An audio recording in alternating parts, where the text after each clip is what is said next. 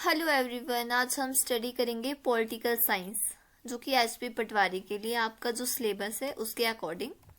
तो देखिए, सबसे पहले इसमें आता है व्हाट इज डेमोक्रेसी, लोकतंत्र क्या है। लोकतंत्र की विशेषता है। लोकतंत्र क्या होता है? लोगों का लोगों के द्वारा लोगों के लिए चुना गया शासन। लोकतंत्र की विशेषताएं क्या है? इसमें जनता द्वारा चुनी गई सरकार होती है, स्वयं और निष्पक्ष चुनाव होते हैं, कानून का शासन होता है और मौलिक अधिकार इसमें होते हैं। लोकतंत्र क्यों? जनता को भागीदारी का अवसर मिलता है, इसमें समानता मिलती है, इसलिए हमें लोकतंत्र की जरूरत पड़ती है। जवाबदेही सरकार होती है, शांतिपूर्ण सत्ता परिवर्तन होता है। अब देखेंगे हम संवैधानिक डिजाइन, कॉन्स्टिट्यूशनल डिजाइन। संविधान की आवश्यकता क्यों पड़ती है? देश चलाने के नियम, नागरिकों के अधिकारों की रक्षा होती है, सरकार की शक्तियों की सीमा तय होती है। उसके बाद देखते हैं हम संविधान सभा, कॉन्स्टिट्यूट असेंबली। गठन कब हुआ था? 1946 में। अध्यक्ष कौन थे इसके? डॉक्टर राजेंद्र प्रसाद। प्रारूप समिति अध्यक्ष कौन थे? BR अम्बेडकर। प्रस्तावना, प्रेम्बल।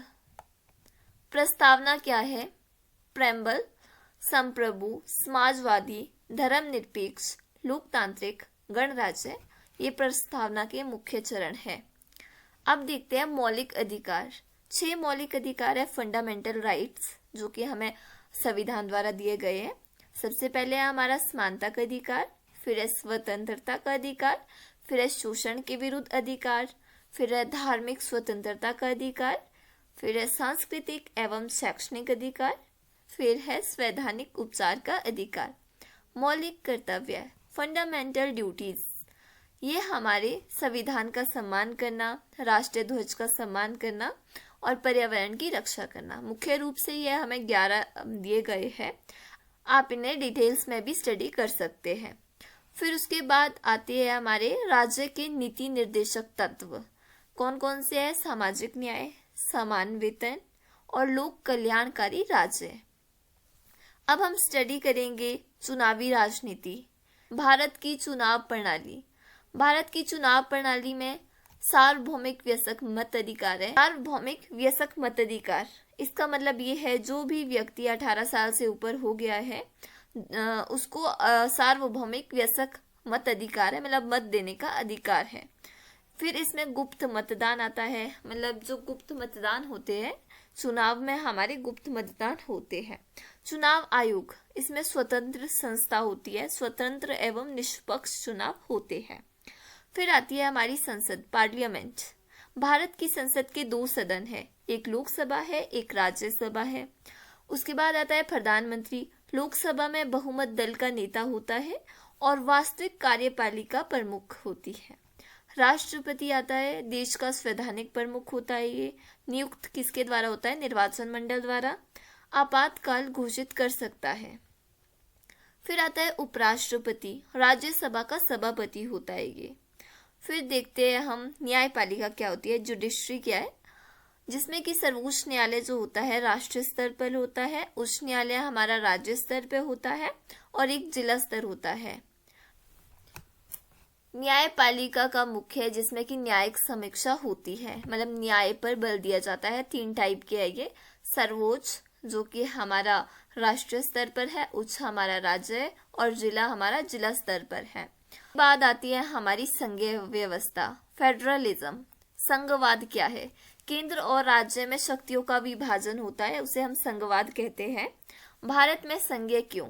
3 सूचियां है इसमें, जिसमें कि संघ सूची, राज्य सूची और समवर्ती सूची। संघ सूची का मतलब होता है जो आपके केंद्र में है, और राज्य का होता है जो आपके राज्य में है। समवर्ती सूची राज्य और केंद्र को मिलाकर बनती है, उसे हम समवर्ती सूची कहते हैं। इसमें लिखित संविधान होता है, सर्वोच्च न्यायालय होता है।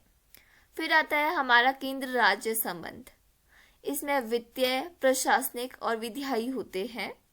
फिर आपातकाल क्या होता है? राष्ट्रीय आपातकाल होता है, राज्य आपातकाल होता है, वित्तीय आपातकाल होता है। इमरजेंसी जो होती है 3 टाइप की होती है, जो कि राष्ट्रपति लगा सकता है। फिर उसके बाद आता है हमारा प्रमुख संवैधानिक संशोधन 1951 से। 42वां संशोधन, मिनी संविधान। 44वां संशोधन आपातकाल संशोधन, 73वां व 74वां पंचायती राज संशोधन होता है। इसके बाद आता है हमारा बजट, वार्षिक आय व्यय वितरण। जो हमारा वर्ष का आय और व्यय का वितरण होता है वो बजट होता है हमारा, संसद में ये प्रस्तुत किया जाता है। उसके बाद आता है पंचायती राज और नगर पालिका। 73वें संशोधन में पंचायती राज के बारे में बताया गया है और जो 74वां संशोधन है उसमें नगर निकाय के बारे में बताया गया है। फिर इसके बाद इसके अलावा जो इम्पोर्टेंट टॉपिक्स है, वित्त आयोग, नियंत्रण एवं महालेखा परीक्षक, भारत के अधिवक्ता, दल बदल विरोधी कानून, आधिकारिक भाषा हिंदी, देवनागरी, सीबीआई केंद्र अन्वेषण ब्यूरो, नागरिकता, सामाजिक आंदोलन और नियोजित अर्थव्यवस्था। उसके बाद देखते हैं हम शक्ति साझेदारी, बेल्जियम मॉडल, जो कि श्रीलंका में बहुसंख्यकवाद था, शक्ति से शांति बनाए रखना को शक्ति साझेदारी कहा जाता है।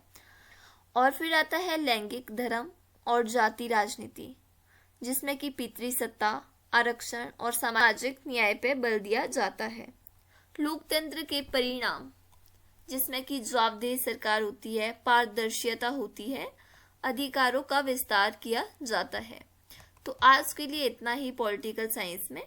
अगर वीडियो अच्छी लगी होगी लाइक शेयर कमेंट जरूर कीजिएगा। Thank you so much.